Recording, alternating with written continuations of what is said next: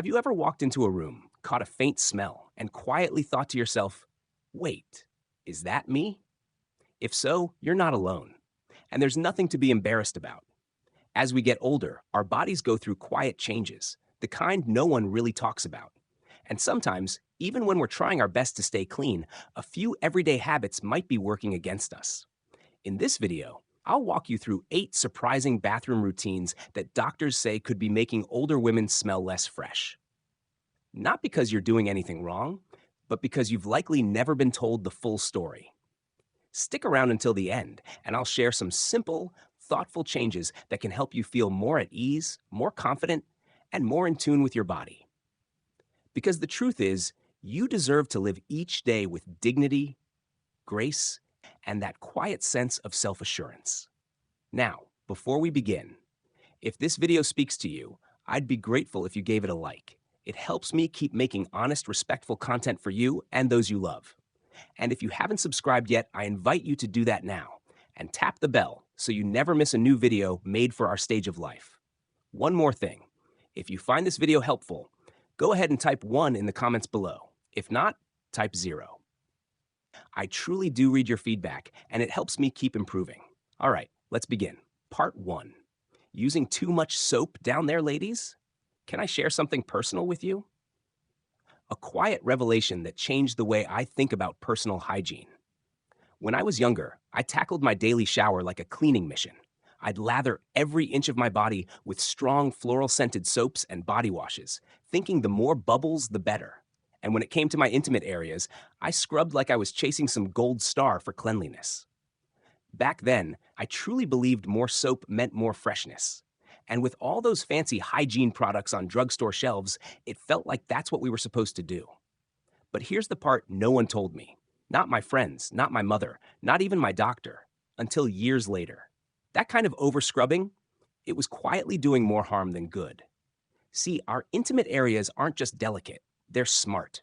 The vaginal area has its own natural balance. A built-in system made to keep you healthy and odor-free, all on its own. It's kind of like a well-tuned orchestra. Everything works together. Good bacteria, natural moisture, and a specific pH level, all in harmony. But when we bring in strong soaps, artificial fragrances, or even so-called gentle feminine products, we throw that balance off. Those products might smell clean, but they often contain chemicals and alcohol that wipe away the good bacteria. That opens the door for irritation, yeast, or other unwanted guests. And the result? You might feel less fresh, not more. That was my reality for years. I kept scrubbing harder, thinking I just wasn't clean enough, when in truth, my body was simply out of balance. It wasn't until I had an honest talk with my gynecologist that things finally made sense. She said, "The vagina is self-cleaning. It doesn't need help. It just needs us to stay out of the way. The inner canal naturally flushes out what it doesn't need. And for the outside, the vulva, warm water is usually all you need. If you really want to use something, choose a mild, fragrance-free cleanser made just for that area, and only use it externally, not inside. Skip the wipes, sprays, and douches. They might feel refreshing at first, but they often cause dryness, itching, or even infection. So here's my advice, from one woman to another. Trust your body. It knows what it's doing. The less you try to fight it, the better you'll feel. And if you ever notice something off, like odor or discomfort, don't reach for more soap. Reach out to a healthcare provider, because your body is wiser than you think. Let it do its job, and you'll feel the difference. Part 2. Not washing towels often enough. Now let's talk about something we rarely give much thought to. Our bath towels. Let me ask you, if I said, when was the last time you washed your towel? Would you have to pause and think? I'll be honest with you. I used to hang the same towel in my bathroom for days, sometimes a full week. My thinking was simple. If I'm clean when I step out of the shower, then my towel must still be clean too, right? Well, I learned the hard way that it doesn't work like that. I started to notice a faint musty smell clinging to my skin, even after a good shower. And that's when it hit me. My towel wasn't helping me stay clean. It was slowly undoing all my efforts. Here's the thing most people don't realize. Towels soak up more than just water.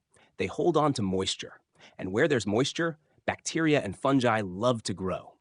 Every time you use that towel and hang it in a warm, steamy bathroom, especially one with poor airflow, you're creating a perfect breeding ground for germs. That includes skin bacteria, mold, even mildew. Not only do they make your towel smell bad, they can transfer right back onto your freshly clean skin. For a long time, I thought I was being efficient, even eco-friendly, by using the same towel all week. But in truth, I was compromising my skin's health without realizing it. Dermatologists recommend washing your bath towel after every 3 to 4 uses. And if you live in a humid climate or your bathroom has no windows or a weak fan, you may want to wash them even more often, maybe every 2 uses. To make things easier, I started using a simple towel rotation. I keep 3 towels, one I'm using now, one drying after a wash, and one clean and ready for the next round. This way, I'm never reaching for a damp, bacteria-filled towel. And here's another small tip that makes a big difference. Always spread your towel out fully to dry. Don't let it bunch up. And if your bathroom gets too humid, consider using a small dehumidifier to keep things fresh.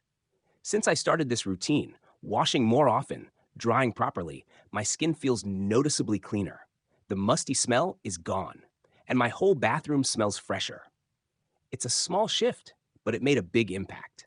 If you're still watching this video and finding these insights helpful, go ahead and type the number 1 in the comments below, just to let me know you're here with me. Thanks again for spending your time with me today. Part 3, ignoring your feet. Let's get real for a moment. Feet aren't exactly the most glamorous topic, are they? Most of us give them the bare minimum of attention, especially when they're hidden away in socks and shoes all day. I'll admit it. I used to be the queen of neglecting my feet. In the shower, I'd let the water run over them, maybe give them a quick swipe with a soapy washcloth, and call it good. I never really scrubbed. I never dried between my toes. I figured if they don't look dirty, they're probably fine. But as I got older, something changed. I started to notice a sour, unpleasant smell coming from my shoes, even on days when I wasn't all that sweaty or active. It was embarrassing, and I couldn't figure out what was going on. Here's what I learned. As we age, our skin doesn't shed dead cells as easily as it used to. That slowdown creates buildup, especially on our feet. All that dry skin, mixed with moisture from sweating, it becomes a buffet for odor-causing bacteria. And our feet? They sweat more than you might think. In fact, they've got over 250,000 sweat glands. If we're not paying attention, all that dead skin and moisture turns into a hidden source of odor. That was my wake-up call. And it led me to completely change how I care for my feet. Now, during every shower, I take a full minute to focus on them. I gently scrub with a soft washcloth and mild fragrance-free soap, really taking time with the soles, the heels, and yes, between the toes. Once a week, I'll use a pumice stone or foot file to gently remove dead skin. But I go easy, just enough to keep things smooth without irritation. The real difference? Drying. After every shower, I take a clean towel and pat my feet dry, making sure to get between each toe. That step alone has been a game changer. And during warmer months, or if I'm wearing closed shoes all day, I add a sprinkle of antifungal foot powder into my socks or shoes. It keeps things dry, fresh, and odor-free. But this isn't just about smell. Taking care of your feet is about honoring the part of your body that carries you every single day. If we ignore them, little issues can turn into big ones. Things like cracked heels, athlete's foot, or even infections, especially if you have diabetes or circulation problems. So ladies, let's give our feet the care they deserve. A little extra attention in the shower, a thoughtful drying routine, and the occasional foot soak or moisturizer to keep them soft. These small things add up, and they'll help keep your feet healthy, fresh, and ready to take on the world. Because they're not just your foundation, they're part of your confidence too. Part 4, leaving the toilet lid open when flushing. Let's talk about something that might make you smile at first, but actually carries some serious weight. Flushing the toilet with the lid open. When I first heard about this, I'll admit, I laughed. It sounded like one of those odd facts you'd see in a science documentary. But here's the thing. It's real, and it's backed by solid research. When you flush with the lid up, you're not just sending water down the drain.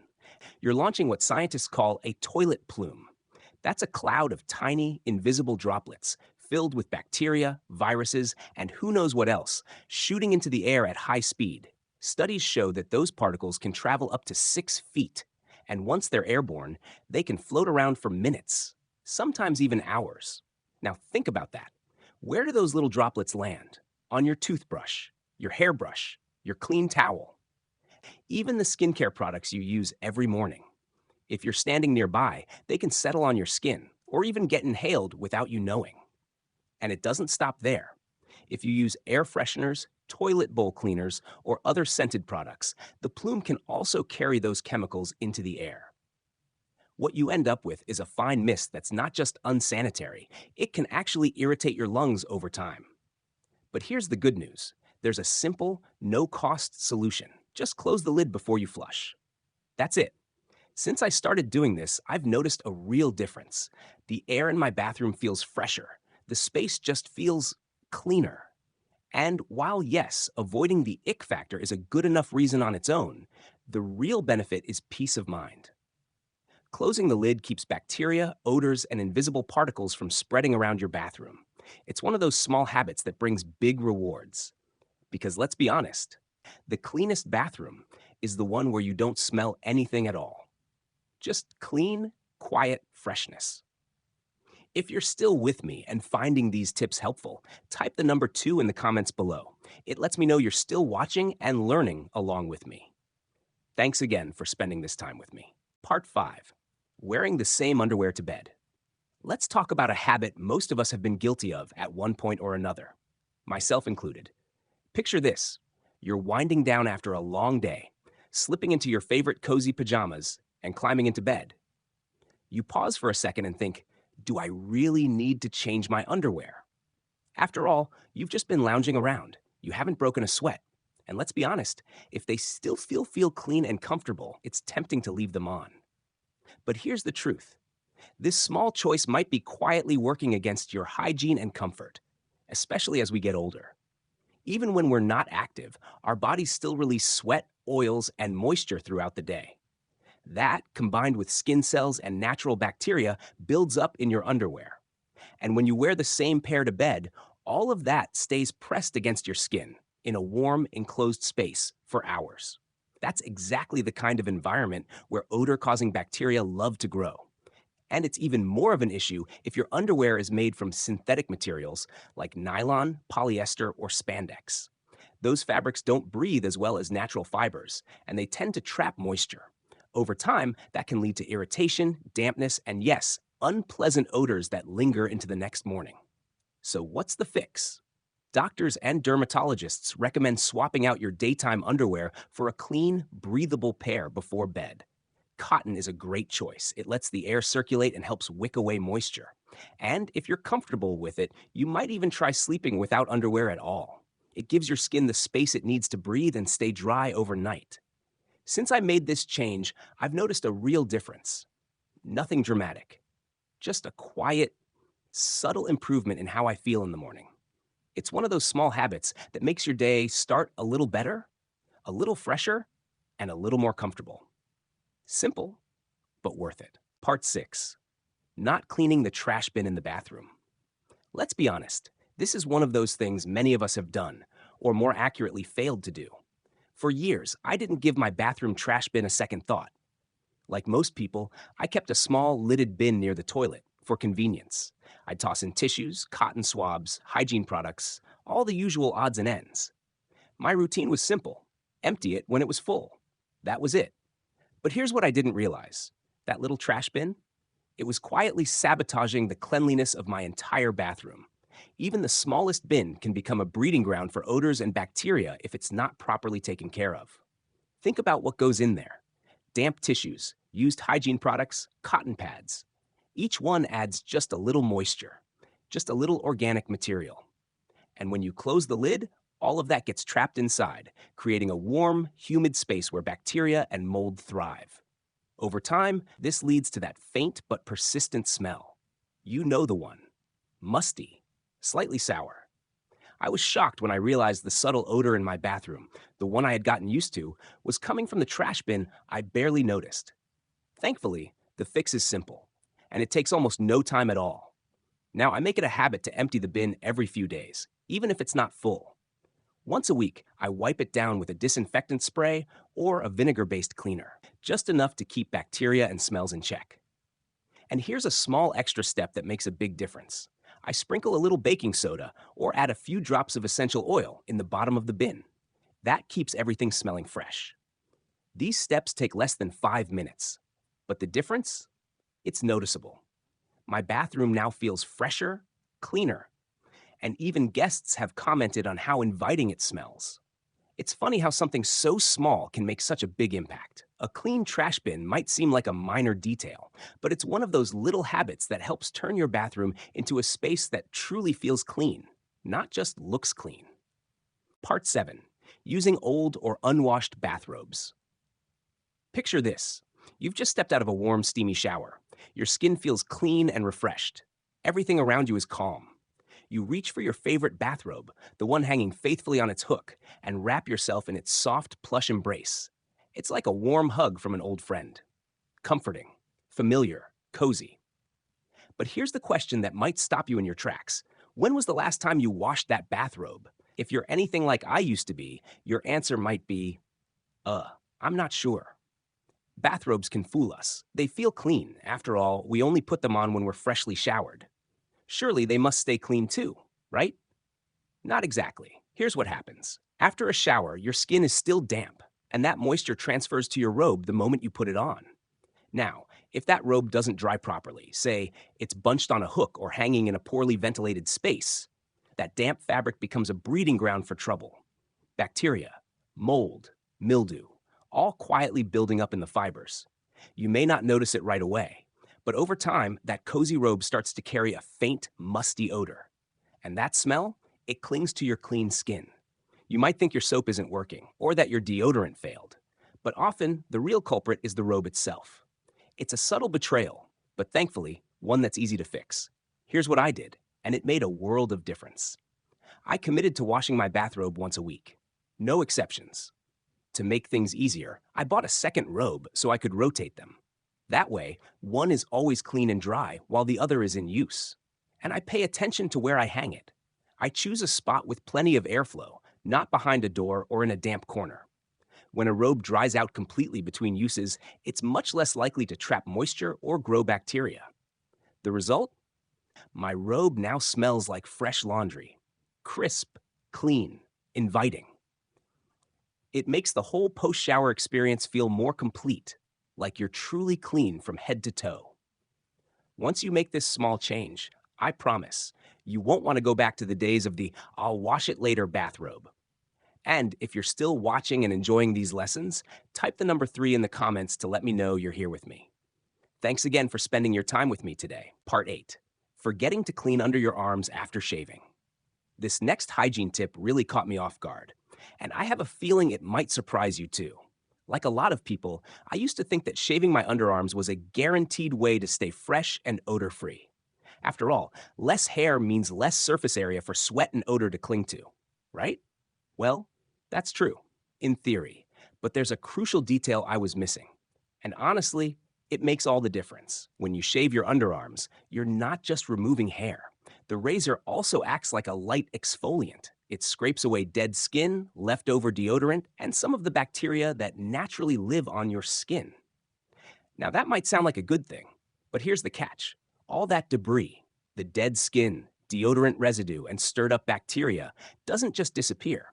It can sit there, clinging to your freshly shaved skin, unless you take one extra step to wash it away. If you don't, that leftover buildup becomes the perfect environment for odor to come right back, sometimes even worse than before you shaved. That's because the underarm is one of the most bacteria-rich areas on the body. It's warm, it's moist, and it's exactly where microbes love to thrive. So while shaving can help reduce odor, it also stirs things up. And if you don't follow through with proper cleaning, it kind of defeats the purpose. But the good news? The fix is easy. After you shave, gently rinse your underarms with warm water. Then use a clean, soft washcloth to lightly wipe the area. There's no need to scrub harshly. Your skin is sensitive right after shaving. Just a gentle cleanse to remove any remaining debris. Once you've rinsed, Pat your underarms dry with a fresh towel. And before applying deodorant or antiperspirant, give your skin a minute to breathe. I usually use that short break to go through the rest of my skincare routine. Wash my face, apply toner, just something simple while my underarms air out. Since adding this little step, I've noticed a real difference. My underarms feel cleaner. That fresh feeling lasts longer throughout the day. And the odor I used to notice, even after shaving, is now gone. It's a small effort, but one that gives you a quiet kind of confidence. Because once you know your hygiene routine is truly complete, you carry that peace of mind with you all day.